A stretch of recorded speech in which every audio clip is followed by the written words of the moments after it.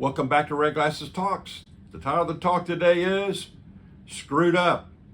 So let me tell you a story about a frog and a scorpion. And here's how it goes. They were standing on the side of a swollen river, and the scorpion said, "I sure would like to get across that river, so would you, Mr. Frog. Can I ride on your back?" Frog said, "Are you crazy? If you ride on my back, you will sting me and kill me." The scorpion said, "Don't be silly. If I killed you, it'd kill both of us. We'd both go down and drown." The frog said, "Well, that makes sense. Get on my back." So they started across the river, and about halfway across, the scorpion stung the frog. Just as they were going down, the frog said, "I knew it. I knew it. I knew you would sting me." The scorpion said, "Well, I really didn't mean to. It's just my nature." And that is the nature not only of a scorpion, that is the nature of human nature. Someone has said there are basically only two anthropological views of mankind.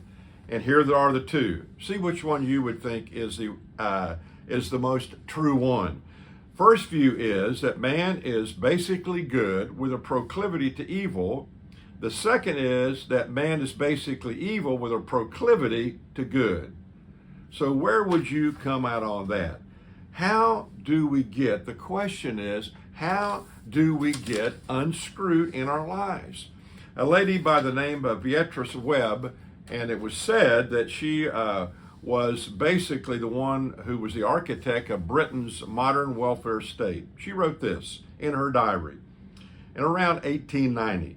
She said, I have staked all the essential goodness of human nature. Now, 35 years later, I realize how permanent are the evil impulses and instincts in mankind. How little you can count on changing some of these. For example, in the appeal of wealth and power by any change of the social machinery. The social machinery, she's saying, you can't change human nature that way. No amount of knowledge or science will be of any avail, she says, unless we can curb the bad impulses.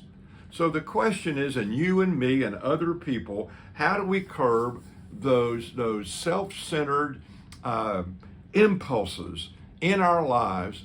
How do we change those? Do you ever feel stuck? Do you ever feel like, there are certain things in my life that will never change?